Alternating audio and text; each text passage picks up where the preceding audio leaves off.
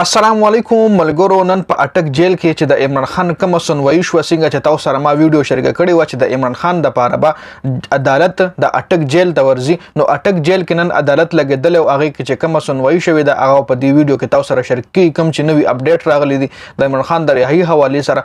بل په دغه سنوي کې عمران خان جج هم چیلنج کړی دی، د جج ته یو ډیر اهم چیلنج ورکړی دی. اب هم په دې ویډیو کې تاسو سره شریک کیږي. نو ویډیو خپل هم مکمل وګورئ او مخکې ملګرو سره ضرور شریک کړئ. راځو چې د ویډیو ټاپک طرف ته چې کم نن په اټک جیل کې عدالت لګیدل چې هغه کې سنوي شوې ده او څه پکې کمی پکې نوې خبره راغلي دی. ورایږي عمران خان سایفر کیس کې سنوي نن اټک جیل کې وشو. اټک جیل نن عدالت جوړ شوی و. عمران خان عدالت ته پیش کړل شو. د عمران خان حاضری ولګیدا. حاضری لګولو نه پس جج صاحب دا خبره تسلیم کړه چې د عمران خان وارنټ گرفتاری 15 اگست باندې جاری شو.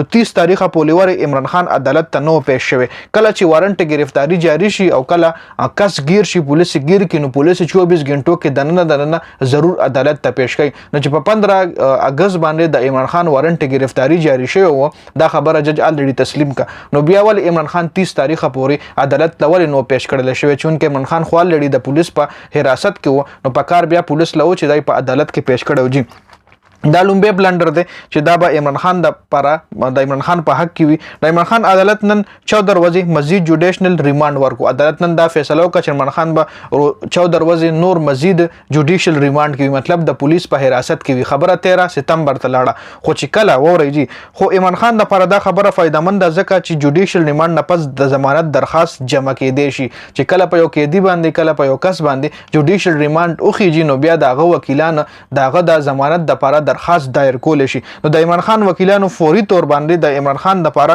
د ضمانتي درخواست دایر کړو او هغه کې ډیره ښه کاروایی دا وشو چې په 2 سپتمبر باندې به د عمران خان ضمانتي درخواست باندې سنوي کیږي. په 2 سپتمبر باندې پته لګي چې عمران خان رها کیږي د جیل نه کنه چې کم ضمانتي درخواست د هغه فیصله په 2 سپتمبر باندې کیږي.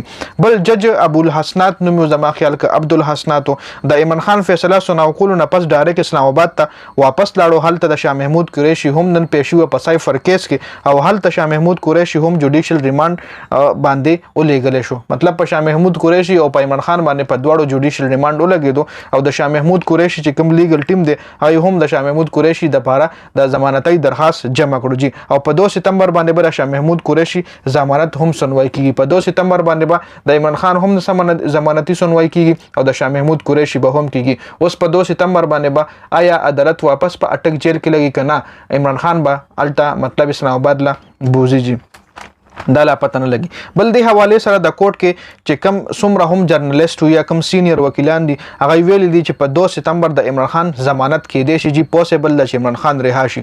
بل نن چې څه اټک جیل کې وشو نو هغه عمران خان هغه اسلام آباد های کورټ کې چیلنج هم کړ.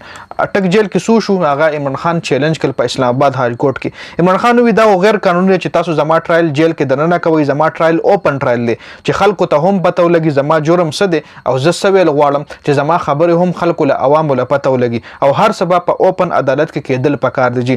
بل د جج اهلیت هم چیلنج کړو چې دا جج دا معاملې کول هم نشي، دا جج دا فیصله کول هم نشي. دا عمران خان نن دا فیصله هم وکړه. ګور عمران خان سره د خپل کیسونو حواله سره دومره نالج دي چې دا وکیلان پوي کنه عمران خان سره خپل دومره نالج را جمع شو چې په هر څه باندې پوي شو. لکه دای ول هم وی چې ما اوپن ټرایل دی ما عدالت لبود چې میډیا ول راشي زما هر څه عوام وویني چې زه په کم جرم کې ګیرم ز خپل ډیفنس د پاره سم چې دا ټول خلکو له لګي پته ولګي. دا اوپن ټرایل پکار دا دننه جیل کې نه د پکار دا ول عمران خان ویجی.